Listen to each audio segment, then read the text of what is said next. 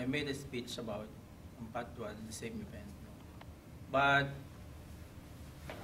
on my thoughts, wala pa rin nangyayari. There are no really being prosecuted on the case after 4 years. But if you really look at it, at ugatin yung what was the root cause of Ambatwan massacre, you can trace it from the history of the Philippines.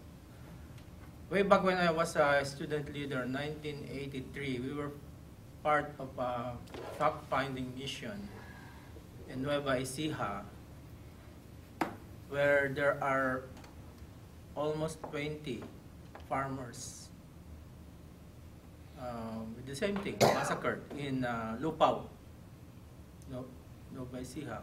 Actually, there was a song called Lupao, Lupao, Lupao, made by the peasant. And that was 1982. And fast forward, that was the time of Marcos. So when you look at Marcos, Ramos, all these presidents, there are cases like this. And you can attribute it to the patronage or political patronage, which they tend to protect their territories. Like in our case, I'm from Tarlac.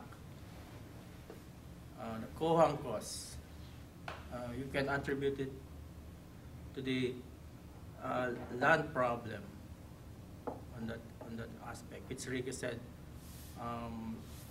there was a group now in Tarlac, in Hacienda Luisita, UMA, is spearheading this fight for the land, for the landless and the tenants of the Hacienda Luisita, and they are being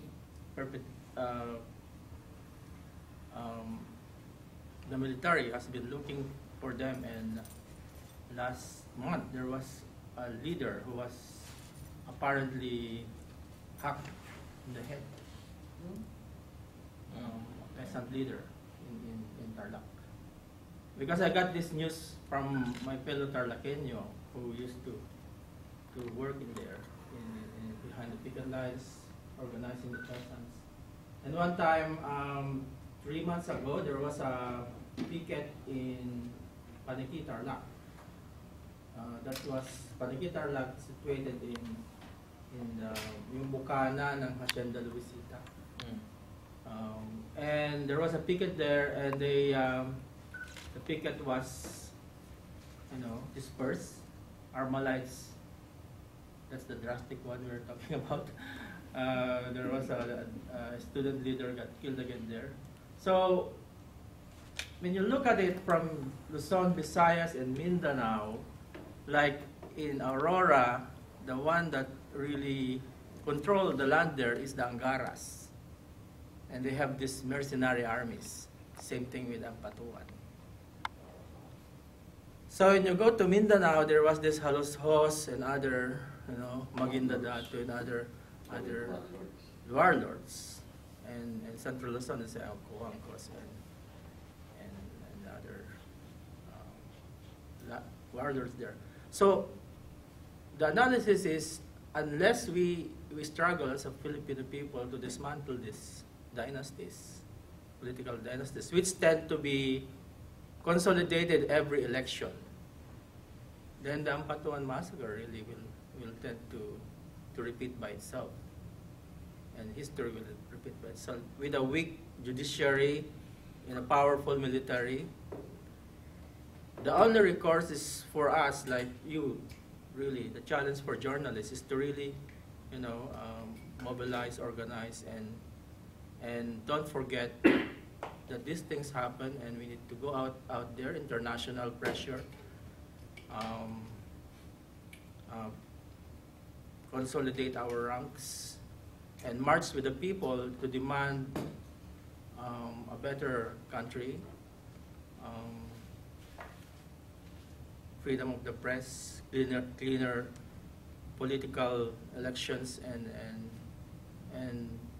strengthen the people's movement by itself. So if you really rely on the